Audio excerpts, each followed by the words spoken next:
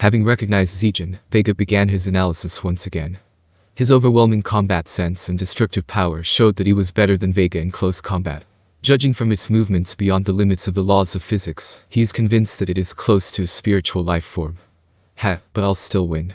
Even the mythical Great Kite Shield was shattered without any difficulty, but that was because it was a fake created by Vega. It's a renewable item, and he's not losing that much money. He can still make up the lost points since he has enough energy to spare. Here, you can think about it the other way around. You didn't break 2 cards. A positive attitude is the beauty of Vega. And it worked here, too. As soon as he realizes that his triple shields are useless, Vega shouts, "Protect me. Invincible." In response to his command, 4 rings, each about 1 meter in diameter, appear and stand still in midair. The absolute protection, each one of them mythical grade, began to automatically protect Vega. From Vega's point of view, it was an invincible defense. Even if Vega did not recognize the attack, it was no problem to let the automatic defense of Invincible take care of it.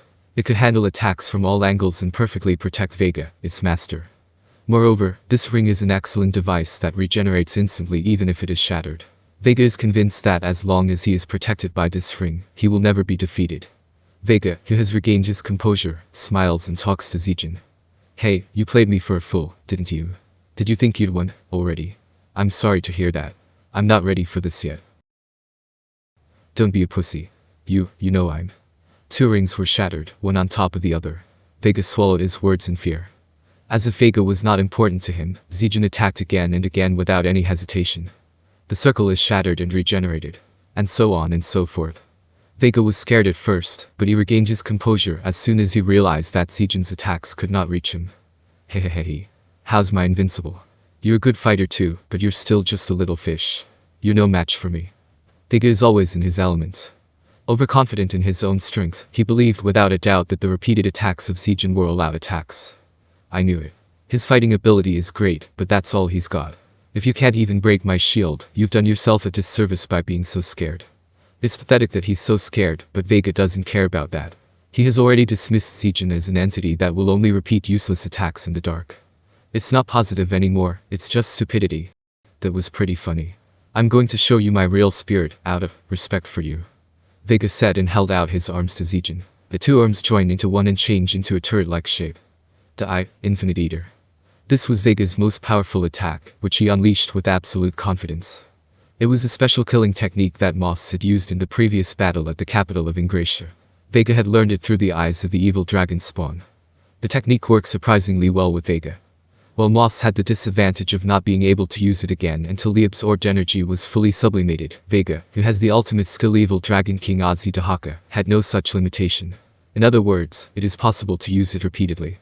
The magical bacteria, which turn all materials into dust and eat them, transform into a wave of annihilation, piercing the enemy. It is a technique of absolute destruction that cannot even be defended against, reducing all wavelengths, in other words, the frequency of energy to 0. If the enemy is of a lower existence value than himself, he can eat it almost without being resisted. It is an extraordinary feat of power, but the simplicity of the technique makes it very effective. It was applied to life as well, and even spiritual life forms such as angels and demons were no exception. On the contrary, the higher the energy body, the more pure it is, the more suitable it is as a bait. Once Vega mastered this technique, he became invincible. Vega's current existence value is 20 million. He is the strongest of the 7 angels of death, and is now on par with Celerio and Jahal, the 3-star general. Zegion, on the other hand, had less than 5 million. The gap between the two was widening to the point of desperation. Even Zegion could not stand up to Vega's Infinite Eater, which he unleashed with all his might. It's useless. You know that. That's why you can't get through. Despite being bathed in a vicious wave of destruction that engulfs soul, matter, Zegion does not move an inch, as if standing on windless ground. With an air of overwhelming strength, he looks down on Vega and says, "It's no use." Vega may have been out of his mind, but he was in for a bad time. Zegion had fought Moss in many mock fights, and had tasted his techniques. The first time he had hit it, he had been unable to avoid serious damage. Although Zegion ended up winning because Moss was not as strong as Zegion, he had to admit that it was a dangerous technique. If so, Zegion would not have left it alone. He had already determined the nature of the technique, and had already devised a countermeasure against it. The essence of Infinite Eater was in the waveform. The wavelength of energy is reduced to 0, and then the user takes it as his own. Then, to prevent the wavelength from being reduced to 0, he can cancel it out by hitting it with the opposite phase. In addition, Vega's technique was less mature than that of Moss.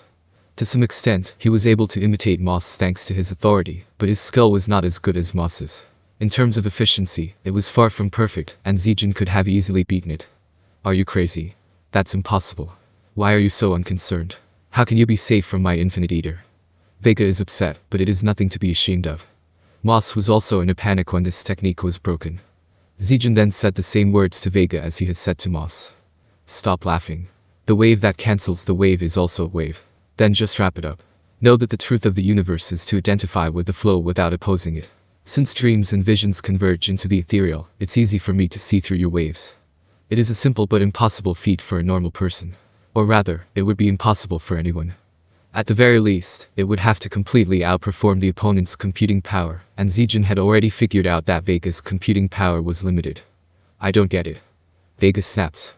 It was an escape from a reality he did not want to admit. He was supposed to fill the space with the wave of annihilation and kill Zegion. And yet, the result is unscathed. Vega finally understood that the superiority in existence value is meaningless. At the same time, Vega's heart was filled with fear. You fool. You are not my enemy. Don't come near me. And you should know that you're nothing but dust to Valdor-sama and Rimuru-sama. Zegion steps up to the frightened Vega. Zegion had already taken control of this isolation space. From the beginning, everything was controlled by Zegion's power ultimate skill world of illusion. A world where even the flow of time is twisted by Zegion's imagination. In a world where everything is determined by Zegion's will, no matter how hard Vega tries, it is all for naught. Damn it. Don't get carried away, you. Just because you blocked my attack doesn't mean your attack can't get through to me. Vega decides to make the invasion of the labyrinth a priority as he runs away from Zegion. If he could control the labyrinth and ensure his immortality, he would have nothing to fear from Zegion. Vega will win someday, if not now. Until then, Vega thought, he would just have to endure. But Zegion would have none of it. It's time to end this farce. It's time for me to end it too. Regardless of Vega's intentions, Zegion acts according to his feelings. In other words, he slams his fist into the circle in anger.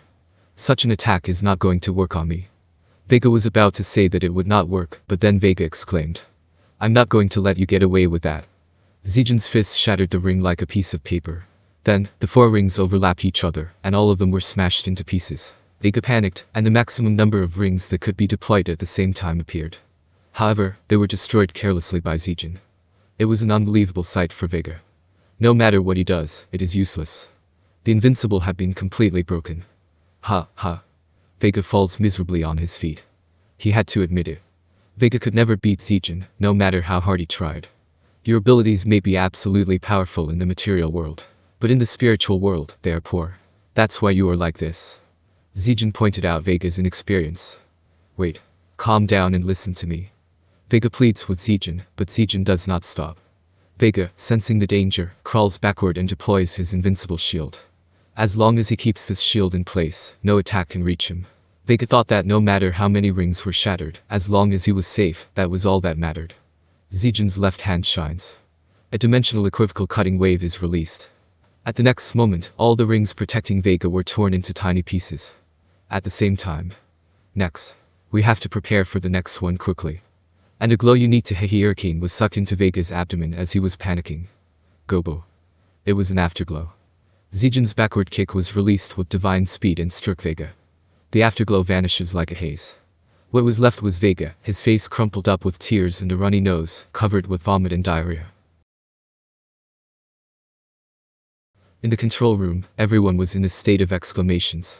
We've got the subject cornered.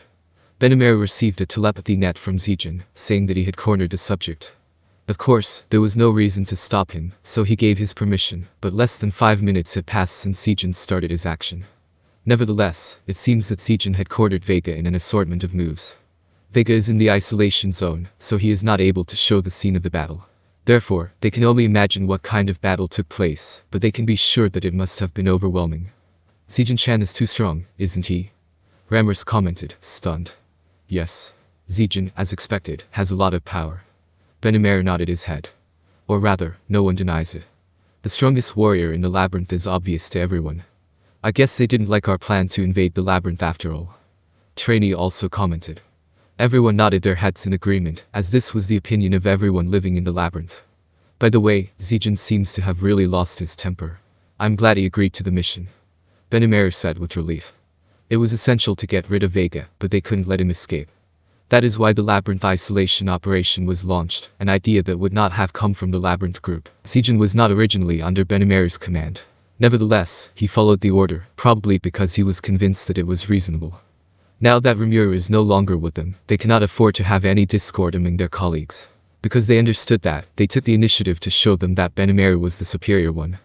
Well, Zegion, unlike you, he's calm, isn't he? No, I'm calm too, Commander-in-Chief. You're a good actor even in a situation like this. Benimaru and Rimuru nodded at each other. Their faces are cheerful as the mission is about to reach a major milestone. Vega will be taken care of soon. Besides, the Colosseum was about to be finished as well. While Zegion was fighting to the death with Vega, Rimuru was looking anxiously at his friend on the screen. Dino's full. What are you doing at this critical moment? The mission is already in its final stages. She was going to tell Dino and the others about it at the latest when they had finished with Vega. Then, they would make a choice. Either they would remain Feldway's puppets, or they would regain their complete freedom and take Rimru's hand.